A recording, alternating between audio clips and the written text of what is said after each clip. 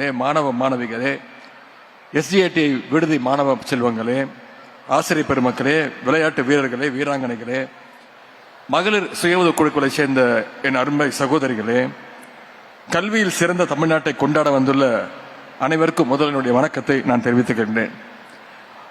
I warmly welcome my dear brother, Honorable Chief Minister of Telangana, திரு ரேவந்த் ரெட்டி அவர்கள் to this historic event. Welcome, sir.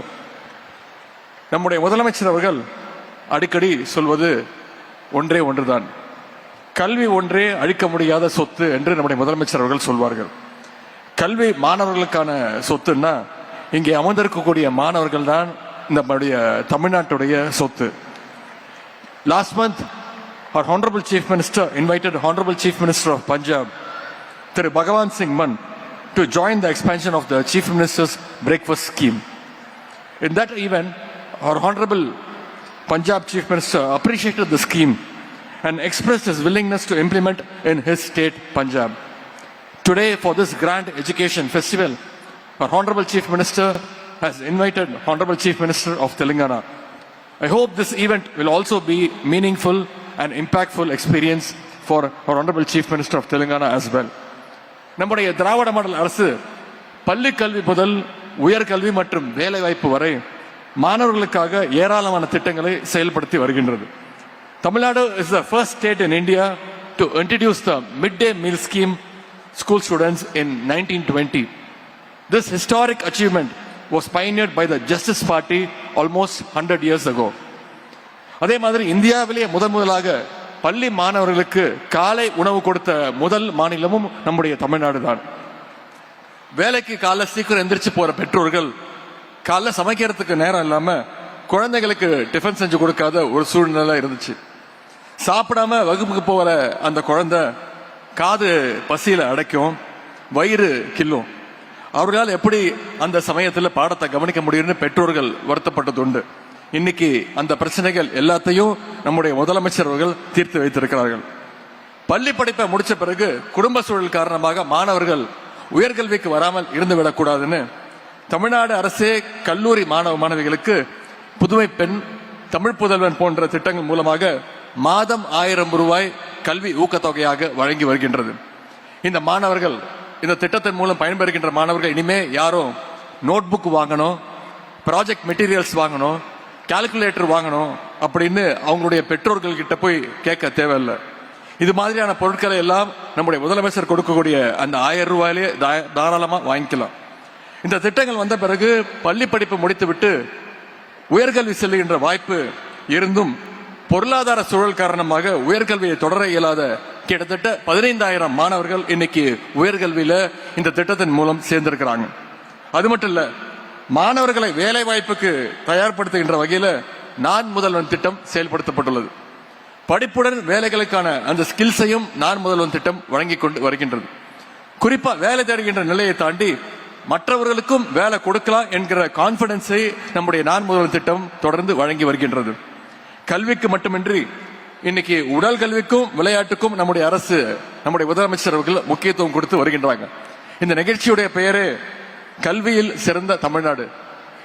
கல்விக்கு மட்டும் முக்கியத்துவம் கொடுக்காம எங்களுடைய விளையாட்டு வீரர்களுக்கும் இந்த மேடையில் இடம் கொடுத்த முதலமைச்சருக்கு இந்த நேரத்தில் விளையாட்டு வீரர்களின் சார்பாக என்னுடைய நன்றியை தெரிவித்துக் கொள்கின்றேன். எப்படி பள்ளி கல்வி முக்கியமோ, எப்படி மேற்கல்வி முக்கியமோ, உயர்கல்வி முக்கியமோ, அதே மாதிரி உடற்கல்வியும் முக்கியம்னு இந்த நிகழ்ச்சியின் மூலமாக நம்முடைய முதலமைச்சர் அவர்கள் தெரிய வச்சிருக்கிறாங்க. Our Chief Minister believes that financial constraints should not be a barrier for our athletes. Therefore, he launched the Tamil Nadu Champions Foundation in 2023. It's the first of its kind initiative in India. Our Honorable Chief Minister has personally contributed 5 lakh rupees as the very first supporter to the Tamil Nadu Champions Foundation, and I'm proud to say he was the first contributor for this foundation. Tamil Nadu Champions Foundation மூலமாக இன்றைக்கு ஆயிரக்கணக்கான வீரர்களுக்கு சுமார் 25 கோடி ரூபாய் மதிப்பிலான நிதி உதவியையும் விளையாட்டு உபகரணங்களையும் வழங்கியிருக்கின்றோம். To encourage our youth in sports, our Honorable Chief Minister provided jobs for more than 100 athletes last year in government and public sector through the 3% reservation for sports person. We are also giving equal importance to para athletes.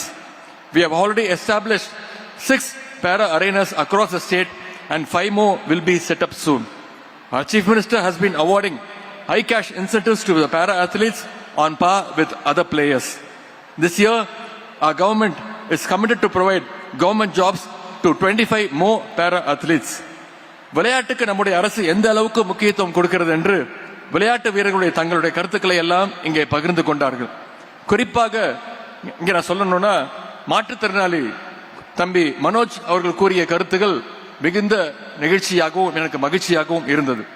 தம்பி மனோஜ் ஒரு சாதாரண குடும்பத்தில் பிறந்து டான்சியில ஒரு contract ஒர்க்கராக வேலை செய்து கொண்டிருந்தார்.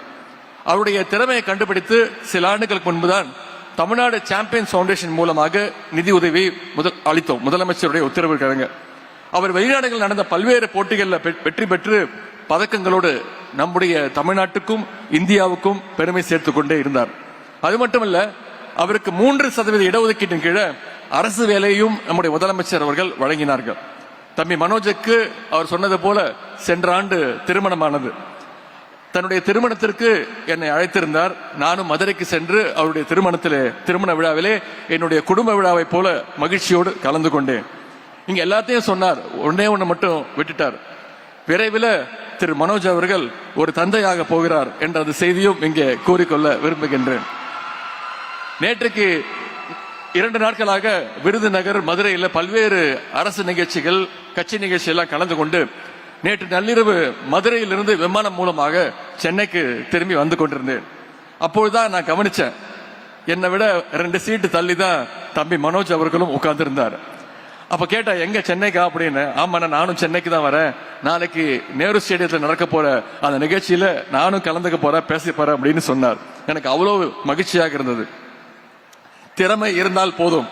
திறமையாளர்களுடைய வாழ்க்கையை மாற்றிக்காட்ட நம்முடைய அரசு எப்பொழுதும் தயாராக இருக்குது என்பதற்கு தம்பி மனோஜ் ஒரு சிறந்த எடுத்துக்காட்டு. இந்த விழாவுக்கு நிறைய ஆசிரியர்கள் வந்திருக்கிறீங்க, ஸ்டூடெண்ட்ஸும் வந்திருக்கிறீங்க. நான் அடிக்கடி ஆசிரியர்களிட்ட வைக்கக்கூடிய ஒரே கோரிக்கை இது மட்டும்தான். மேக்ஸ் டீச்சர்ஸ், சயின்ஸ் டீச்சர்ஸ் எங்களுடைய பிடி பீரியடை கடன் வாங்கி பாடம் நடத்துவதை அறவே தவிர்த்திட வேண்டும் என்று ஒரு விளையாட்டுத்துறை அமைச்சராக, விளையாட்டு வீரர்கள் சார்பாக, ஸ்டூடெண்ட் சார்பாக மீண்டும் என்னுடைய கோரிக்கையை நான் வைக்கின்றேன். இந்த நேரத்தில் ஒன்னே மட்டும் நான் சொல்லி நிறைவு செய்ய விரும்புகின்றேன். பேரறிஞர் அண்ணா அவர்கள் ஒரு முறை சொன்னார்கள். அண்ணா சொன்ன வார்த்தை, நான் முதலமைச்சரான பிறகு 3 காரியங்களை தமிழ்நாட்டுக்காக, தமிழ் மக்களுக்காக செஞ்சிருக்கிறேன். தமிழ்நாட்டுக்கு தமிழ்நாடுன்னு பெயர் சூட்டி இருக்கிறேன். தமிழ்நாட்டில் ஹிந்திக்கு இடம் இல்லை, இருமொழி கொள்கை மட்டும்தான் அப்படின்னு சட்டம் ஏற்றிருக்கிறேன். சுயமரியாதை திருமணத்திற்கு சட்ட அங்கீகாரத்தை வழங்கியிருக்கிறேன். இந்த 3 விஷயத்தை நான் தமிழ்நாட்டுக்காக செஞ்சிருக்கிறேன்.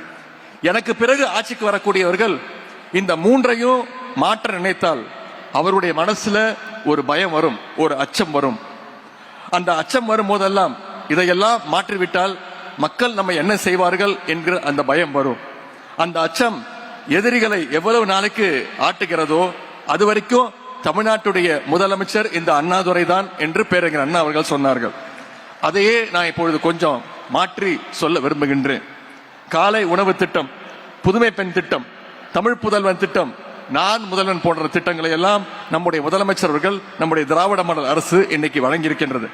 இந்த திட்டங்களை எல்லாம் யாராவது ஒரு நாள் என்னைக்காவது மாற்றி விடலாம் என்று யாராவது நினைத்தால் கூட அவங்களுடைய மனசுலயும் நிச்சயம் ஒரு பயம் வரும். அந்த பயம் இருக்கிற வரைக்கும் இந்த தமிழ்நாட்டை ஆளுகின்ற போறவர் நம்முடைய முதலமைச்சர் திரு முத்துவேல் கருணாநிதி ஸ்டாலின் தான் என்றுதான் பொருள்.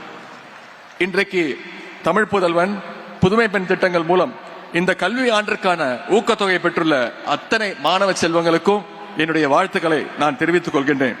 இங்க இருக்கக்கூடிய மாணவர்கள் கல்வியில் சிறந்த தமிழ்நாட்டை இன்னும் பல உயரங்களுக்கு எடுத்து சென்று நம்முடைய மாநிலத்துடைய பெருமையும் இந்திய ஒன்றியத்துடைய பெருமையும் உலகிற்கு பறைசாற்றுவோம் என்று கூறிக்கொண்டு இந்த வாய்ப்புக்கு நன்றி கூறி விடைபெறுகின்றேன். நன்றி, வணக்கம்.